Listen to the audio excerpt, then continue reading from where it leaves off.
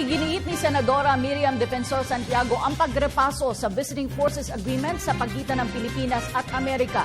Inihayag ito ni Santiago sa pagdinig ng Senate Foreign Relations Committee kaugnay ng pagpatay sa transgender na si Jennifer Laude.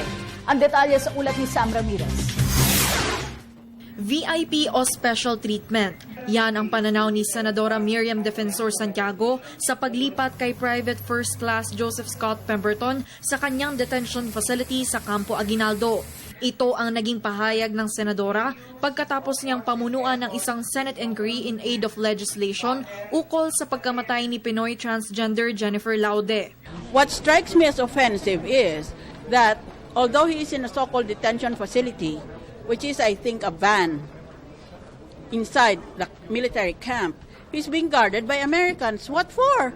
What is he being guarded for? Since there are Filipino members of the armed forces who are already guarding the premises. Sinurrender nila, although I don't know if you can correctly call it a surrender, nilipat nila doon sa detention facility, but he's still feeling at home there. Because it's air-conditioned, di gwardiya pa siya.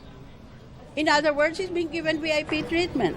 Bagay na itinanggi naman ni Foreign Affairs spokesman Charles Jose. It's in accordance with the provisions of VFA and also in accordance with our rules of criminal procedure. Bagamat nasa Campo Aguinaldo si Pemberton, nilinaw ni Jose na nasa Estados Unidos pa rin ang kustodiya ni Pemberton. Ibig sabihin, kung nais siyang makapanayam ni Attorney Harry Roque, abogado ng pamilya ni Laude, dapat pa rin itong idaan sa US authorities. Ngunit iginiit ni Jose, ang mahalaga, hindi na makakaalis ng bansa si Pemberton. While US military authorities shall have their legal hold over him, the presence of AFP forces guarding the area should reassure the Filipino people, especially the family and loved ones of Jennifer Laude, that the Philippines is aware of his location at all times and that he will not be departing the country until the conclusion of the entire process as we seek justice for the tragic killing of Jennifer.